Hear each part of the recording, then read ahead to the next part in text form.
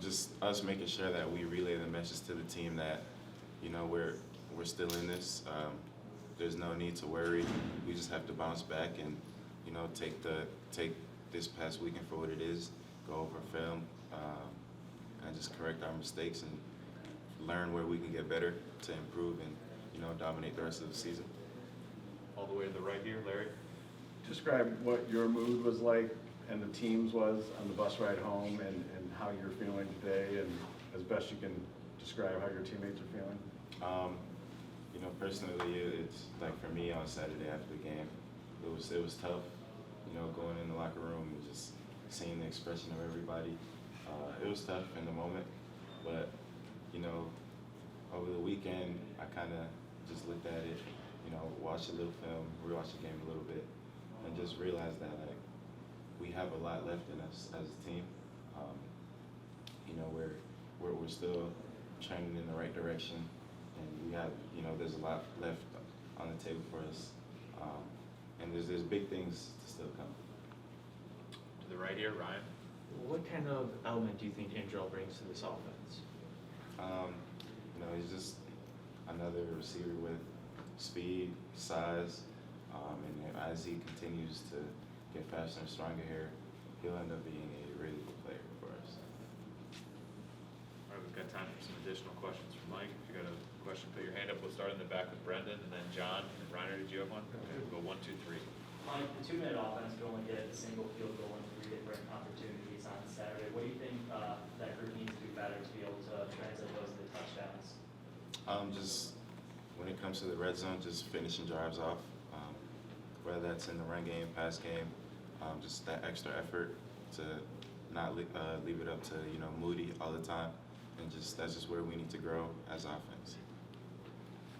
You were prominent in what you were able to do on Saturday. What's the key for you to continue to emerge as a top target for Cade and for this offense? Just staying ready and making the plays that come my way.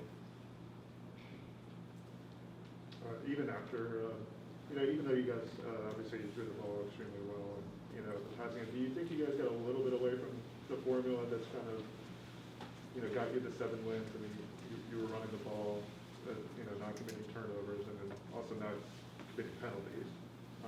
Do you think you guys kind of got a little bit away from that?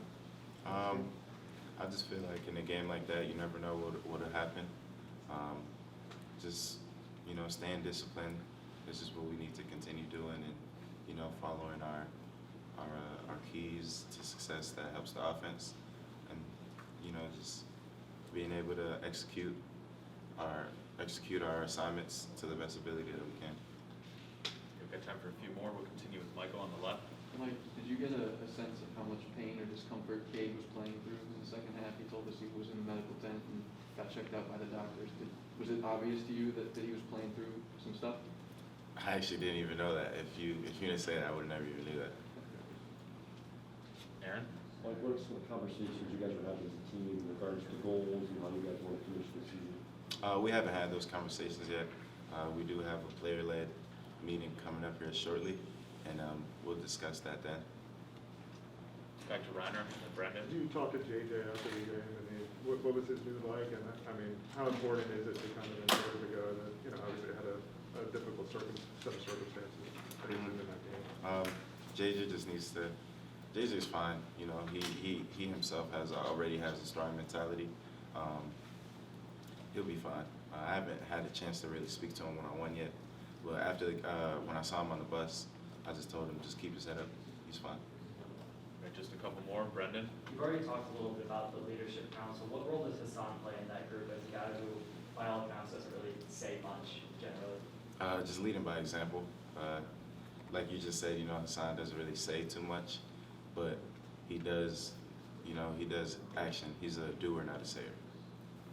Okay, 1 or 2 more. All the way to the right. Larry? Mike, you mentioned a player-led meeting. How frequently do you guys have those? This is probably going to be our 3rd one since Western Michigan. Who called it, and what's the message? Is it because you came off a loss and you want to reset, or why now? Yeah, just being able to recenter our focus as a team.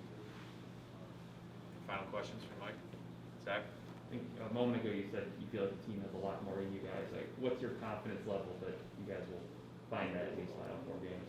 I just don't really think there's any need to lose confidence. We know who we are. We know our identity. We just have to, you know, just continue practicing harder, you know, and just understand that our level of execution just needs to increase that much more to get to where we want to be.